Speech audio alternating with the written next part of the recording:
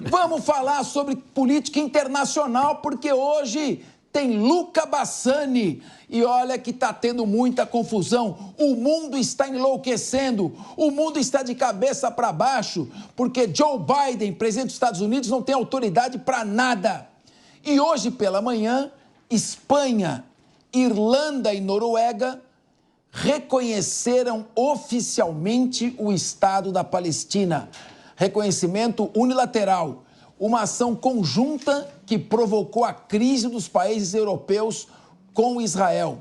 Para falar sobre esse assunto e as possíveis consequências, vamos acionar agora nosso correspondente internacional, Luca Bassani, direto de Munique, na Alemanha. Boa noite, Luca Bassani. Quais os desdobramentos disso e se existem outros países europeus dispostos a seguir nessa trilha? Existem sim, Capês. Boa tarde a você, a todos que nos acompanham. Os países que anunciaram que vão reconhecer a Palestina e que de fato oficializaram este ato hoje são países importantes. Nós temos a Espanha, Irlanda e a Noruega. No caso da Espanha, o governo socialista de Pedro Sánchez, ele argumentou que essa será a única solução para trazer paz duradoura ao Oriente Médio e ressaltou que não é uma medida contra os israelenses, mas de fato uma medida para ajudar os palestinos que não têm um Estado para chamar de seu. Ao mesmo tempo, ele disse que todos os esforços conjuntos dos países europeus devem tentar ajudar a nação palestina, que de fato ainda não foi reconhecida pelas Nações Unidas, para poder se estabelecer com fronteiras exatas para que isso evite no futuro outros conflitos. Nós vemos que, todavia, o governo israelense, principalmente o ministro das Relações Exteriores, Israel Katz, diz que tal medida ela incentiva o genocídio de judeus, já que seria como se fosse uma recompensa ao terrorismo internacional, já que este assunto só veio a se tornar pauta novamente após a invasão das fronteiras por parte do Hamas e o atentado terrorista do dia 7 de outubro. A Noruega foi pelo mesmo caminho, dizendo que a solução dos dois estados é a única viável para trazer paz ao Oriente Médio, inclusive a Noruega, que apesar de não fazer parte da União Europeia, sempre foi muito relevante na discussão da paz no Oriente Médio, do conflito israelo-palestino, inclusive sendo o país que sediou aqueles acordos famosos em 1993, os famosos acordos de Oslo, que não surtiram muito efeito duradouro, como nós sabemos hoje em dia. Ao mesmo tempo, vemos que a Irlanda segue por esse mesmo caminho, além da Eslovênia e Malta também já deixarem claro que querem, até o final de 2024, reconhecer a Palestina. Algo que é importante a gente mencionar, que há uma cisão entre a União Europeia e os países europeus em relação a isso. Afinal, os países mais importantes, Itália, França, Alemanha e Reino Unido, ainda não querem o reconhecimento da Palestina, dizendo que este não é o momento adequado para fazê-lo. É necessário uma discussão a posteriori com a participação de Israel. Afinal, grande parte dos territórios que seriam parte da nação palestina estão ocupadas pelos israelenses na atualidade, além, é claro, de outros países importantes do mundo. Nós temos 193 países membros plenos das Nações Unidas, dos quais 145 já reconhecem o Estado palestino como soberano, incluindo o Brasil, mas dos mais de 30 países aí faltantes, 38 países faltantes, nós temos países importantes não incluídos, que incluem os Estados Unidos, Canadá, França, Inglaterra, Reino Unido, né, Alemanha, Austrália, Japão e Coreia do Sul. Então a gente vê que o Ocidente ainda ele reluta para tomar essa decisão, principalmente porque essa decisão, essa escolha deve ser feita com o consenso de Israel. Afinal, para que uma nação seja soberana, ela precisa ter controle sobre todo o seu território e não é o caso no atual momento. Ô Luca, vou fazer uma pergunta difícil para você. Com esse reconhecimento, esses países europeus pretendem instalar suas embaixadas na Palestina?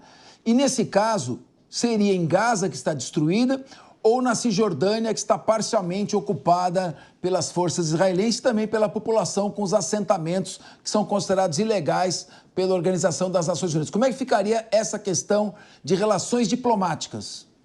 Provavelmente isso vai acontecer sim, Capês, com o reconhecimento da Palestina por parte dos países europeus, mas estabelecendo as missões diplomáticas na Cisjordânia, em Ramallah, né, o Ramallah, que é a cidade que tem a sede da Autoridade Palestina, do Fatah, onde também vive o presidente da Autoridade Palestina, Mahmoud Abbas, e onde outros países que já fizeram esse reconhecimento no passado mantêm as suas missões diplomáticas. Poucas dessas missões estiveram em Gaza. Gaza já tem uma situação humanitária muito difícil há muito tempo e também sendo administrada por um grupo terrorista desde 2007, dificulta a presença de países, principalmente ocidentais, que possam agir de maneira livre, de maneira legítima, desde a faixa de Gaza. Então, provavelmente, esse estabelecimento dos consulados, das embaixadas aconteça em Ramallah, mas isso é uma questão a posteriori, afinal, nós sabemos que não há uma guerra acontecendo de fato na Cisjordânia, mas há sempre focos de violência, focos de instabilidade, e talvez essa discussão seja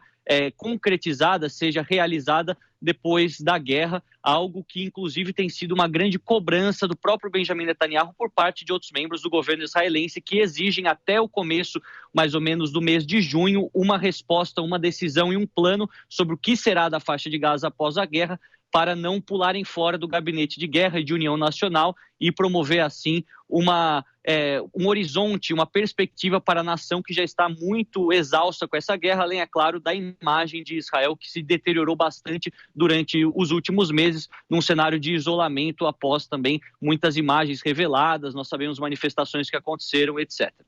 Ô, Luca, mais uma pergunta difícil. A gente sabe que já desde o dia 7 de outubro, nós estamos indo para 8 meses já, não é? Do início dessa guerra. O grupo terrorista Hamas ainda mantém em seu poder quase 130 reféns, você tem o número exato, e também está retornando para a região norte da faixa de Gaza, onde se supunha que ele havia sido eliminado. Ou seja, não há perspectivas em curto prazo de que esse grupo terrorista, muito bem abrigado nos subterrâneos da faixa de Gaza, que está lutando bravamente, morreram aí quase 300 soldados israelenses, seja extirpado do poder. Como é que fica, então? Nós teremos o Fatah na Cisjordânia, com Mahmoud Abbas, que é a autoridade palestina, e a faixa de Gaza, que se voltar a ser governada pelo Hamas ou por algum grupo, como é que ficaria a situação? Um grupo terrorista que matou pessoas que ainda mantém reféns em seu poder, estaria negociando diplomaticamente na ONU, poderia eventualmente até assumir uma cadeira nas Nações Unidas. Como é que fica toda essa complicação, que eu sei que você não tem uma bola de cristal, mas eu quero a sua análise. Olha, Capês, nós sabemos que sim, o Hamas tem voltado a atuar em algumas cidades do norte da faixa de Gaza, ao mesmo tempo que vemos que até mesmo dentro do mundo árabe, no mundo islâmico, já é consenso que não é possível resolver essa situação e dar uma situação de vida digna aos palestinos se o Hamas, como um grupo terrorista fundamentalista, permanecer no comando político-militar deste enclave. Então, há sim planos, há sim discussões nos bastidores para que o Fatah, liderado por Mahmoud Abbas, que é uma versão mais moderada da Frente pela Liberação da Palestina, libertação da Palestina, possa assumir a faixa de Gaza, mas há também aquela dificuldade da legitimidade. Afinal, muitos dos palestinos que vivem em Gaza não querem ver o Fatah sendo reestabelecido no poder na faixa de Gaza através dos tanques israelenses. Há toda a necessidade de uma coalizão de países árabes assumir a faixa de Gaza no controle administrativo no pós-guerra e, a partir daí, começar a reintroduzir a administração por parte do Fatah, que, vale a gente lembrar, foi expulso através de uma mini-guerra civil causada pelo Hamas depois das eleições de 2006, onde o Hamas ganhou por maioria absoluta, mas uma maioria não muito expressiva em relação ao Fatah, que foi expulso de Gaza e estabeleceu-se, então, apenas na Cisjordânia. A gente sabe que, para que Israel também volte a ter certo prestígio no cenário internacional, como tinha antes da guerra, por parte dos países ocidentais, como a única democracia, de fato, dentro do Oriente Médio, é necessário resolver essa questão e fazer com que aquela região que é povoada por palestinos árabes, em sua totalidade quase todos muçulmanos, seja administrado por um palestino árabe muçulmano, até para ter a legitimidade e também resolver essa questão para a sua própria segurança. Afinal, nós sabemos que grande parte do povo de Israel é um povo pacífico, um povo que não apoia algumas medidas de Benjamin Netanyahu e quer apenas viver em paz, não quer ter essa iminente ameaça de ter o seu território invadido por terroristas, seus familiares sequestrados e suas famílias mortas. A gente sabe que é uma necessidade para a paz naquela região. A solução dessa questão não é nada fácil, não temos bola de cristal, não somos aqui formados em futurologia para dizer o que vai acontecer, mas é sim necessário que os palestinos possam ter a sua autonomia e a legitimidade para decidir o seu próprio futuro, a ponto de trazer a resolução duradoura, uma paz duradoura para toda essa problemática. Enquanto isso, os reféns continuam em poder dos terroristas. Muito obrigado, Luca Bassani, direto de Munique, trazendo a melhor cobertura internacional da televisão brasileira.